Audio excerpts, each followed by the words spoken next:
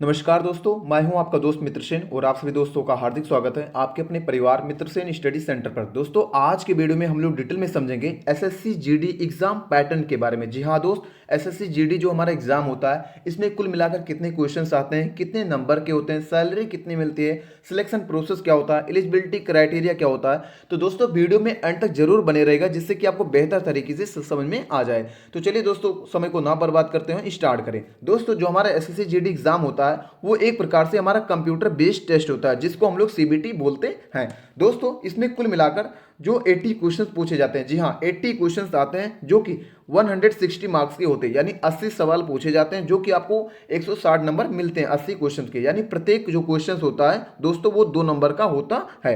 अब जो दोस्तों इसमें टाइम ड्यूरेशन है, कुल मिलाकर इसमें 1 घंटा मिलता है, यानी 60 मिनट आपको मिलता है, 1 आवर आपको मिलता है पेपर को सॉल्व करने के लिए। अगर जो आप बाय द वे आपको कोई गलती कर रहे हैं, कोई आंसर आप गलत कर रहे हैं, तो 0.25 मार्क्स आप उसमें में से कट जाएगा।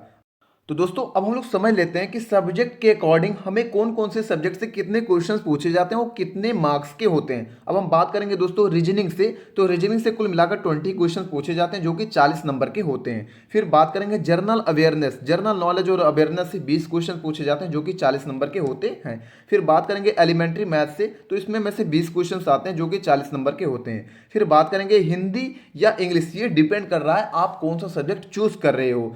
दोस्तों, इसमें कुल मिलाकर 20 क्वेश्चन पूछे जाते हैं जो कि 40 नंबर के होते हैं। तो दोस्तों, अब हम लोग बात करने वाले हैं एलिजिबिलिटी क्राइटेरिया के बारे में। जी हाँ, एलिजिबिलिटी क्राइटेरिया में दोस्तों केवल आपको इसमें 10th पास होना चाहिए। जी हाँ, अगर जो आप 10th पास हो तो आप इस एग्जाम के लिए एलिजिबल हो। अब हम बात करने वाले हैं किस एज के स्टूडेंट इस एग्जाम को दे सकते हैं। तो दोस्तों, अगर जो कोई भी स्टूडेंट 18 से 18 यानी मिनिमम कम से कम उम्र अगर जो 18 साल है तो उस एग्जाम को दे सकता है। अगर जो अधिक से अधिक जो उम्र है 23 साल तक इस एग्जाम को आप दे सकते हो। फिर नेशनलिटी इंडियन होना चाहिए, ये केवल भारतीय जो लोग हैं वही इस एग्जाम को दे सकते हैं, बाहर के लोग इस एग्जाम को नहीं दे सकते हैं। आई होप इतना आपको बेहतर तरीके से समझ में आया। अब हम लोग बात करते हैं दोस्तों जो सब्जेक्ट वाइज सिलेबस है एसएससी जीडी का, उसके बारे में डिटेल में समझ लेते हैं। फिर बात करते हैं दोस्तों रीजनिंग का, रीजनिंग से हमें किन किन टॉपिक से क्वेश्चन पूछे जाते हैं उसके बारे में डिटेल में समझ लेते हैं दोस्तों। तो एनालॉजी से क्वेश्चन पूछे जाते हैं, सिमिलरिटी एंड डिससिमिलरिटी से क्वेश्चन आते हैं, फिर कोडिंग और डिकोडिंग से क्वेश्चन पूछे जाते हैं, फिर सीरीज से भी क्वेश्चन आते हैं, फिर ब्लड रिलेशन से भी क्वेश्चन पूछे जाते हैं, डायरेक्ट डायरेक्शन से भी क्वेश्चन आते हैं, फिर नॉन वर्बल रीजनिंग से भी क्वेश्चन पूछे जाते हैं। दोस्तों, जो रीजनिंग होता है, रीजनिंग में कुल मिलाकर 20 क्वेश्चन पूछे जाते हैं जो कि 40 नंबर के होते हैं। आई होप इतना आपको बेहतर तरीके से समझ में आया। अब हम बात करते हैं दोस्तों जनरल नॉलेज, जिसको हम लोग जनरल अवेयरनेस कहते हैं। इनमें में से किन टॉपिक से क्वेश्चंस आते हैं। दोस्तों, बात करते हैं करंट अफेयर्स से। ये करंट अफेयर्स कंपलसरी है, इसको आपको हर हाल में करना ही है। फिर बात करेंगे इंडियन हिस्ट्री से क्वेश्चन पूछे जाते हैं, ज्योग्राफी से क्वेश्चन पूछे जाते हैं, फिर इंडियन पॉलिटिक्स से भी क्वेश्चन पूछे जाते हैं, फिर इकोनॉमिक्स से क्वेश्चन आते हैं, फिर जनरल साइंस से भी क्वेश्चन पूछे जाते हैं। आई होप इतना आपको बेहतर तरीके से समझ में आया। फिर दोस्तों बात करते हैं जो इसमें स्पोर्ट्स या फिर अवार्ड्स हो गए या फिर गवर्नमेंट्स की स्कीम हो गई, उनसे भी क्वेश्चन पूछ लिए जाते हैं जो कि आपके जनरल अवेयरनेस का सिलेबस है। फिर हम बात करते हैं दोस्तों एलिमेंट्री मैथ से किन किन टॉपिक से क्वेश्चंस आते हैं। बात करेंगे नंबर सिस्टम से क्वेश्चन पूछे जाते हैं, फिर परसेंटेज से भी क्वेश्चंस आ जाते हैं, रेशियो एंड प्रपोर्शन से भी क्वेश्चन पूछे जाते हैं, फिर एवरेज से भी क्वेश्चंस आते हैं, प्रॉफिट और लॉस से भी क्वेश्चन पूछे जाते हैं, फिर टाइम और वर्क। फिर बात करेंगे दोस्तों टाइम और वर्क से भी क्वेश्चन पूछे जाते हैं, टाइम स्पीड और डिस्टेंस से भी क्वेश्चन पूछ लिए जाते हैं, फिर मेंसुरेशन से भी क्वेश्चन पूछ लिए जाते हैं। आई होप इतना आपको बेहतर तरीके से समझ में आया।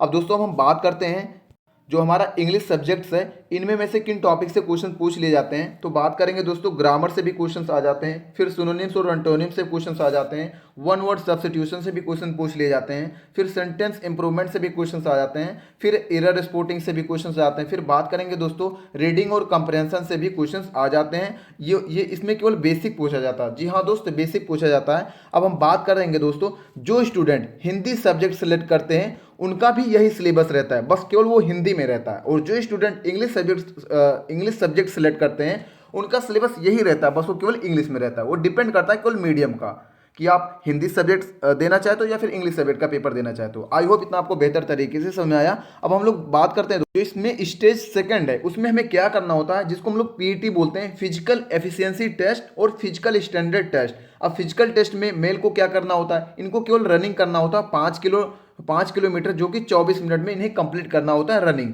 वही बात करेंगे दोस्तों फीमेल को कितना किलोमीटर दौड़ना होता है दोस्तों, तो फीमेल को केवल 1.6 किलोमीटर दौड़ना होता है जो कि 8.5 मिनट में इन्हें वो रनिंग कंप्लीट करना होता है, यानी 1600 मीटर इन्हें दौड़ना होता है जो कि 8.5 मिनट इन्हें टाइम मिलता है। आई होप इतना आपको बेहतर तरीके से समझ में आया। अब इसमें जो हाइट हो गया, चेस्ट हो गया, वो कैटेगरी वाइज के हिसाब से वेरी करता है।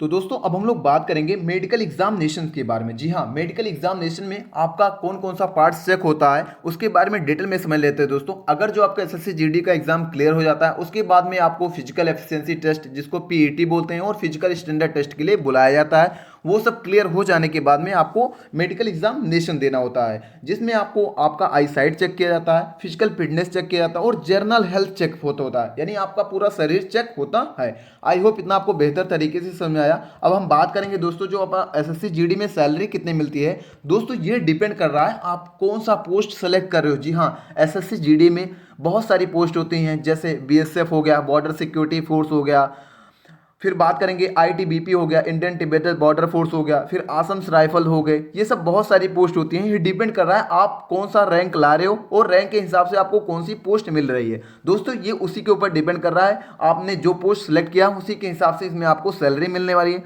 वही बात करेंगे बेसिक सैलरी दोस्तों, तो बेसिक सैलरी दोस्तों इसमें 21,700 पर मंथ है, लेकिन इसमें जो आपको टोटल हैंड सैलरी मिलने वाली है आपके हाथों में वो करीबन 30,000 से 35,000 मिलने वाली है। ये डिपेंड कर रहा है आप कौन से। तो दोस्तों पोस्ट और सिटीज के हिसाब से सैलरी वेरी कर सकता है। आई होप इतना आपको बेहतर तरीके से समझ में आया। अब मिलते हैं अगले नेक्स्ट वीडियो में, तब तक के लिए जय Hind, all the very best for your exam.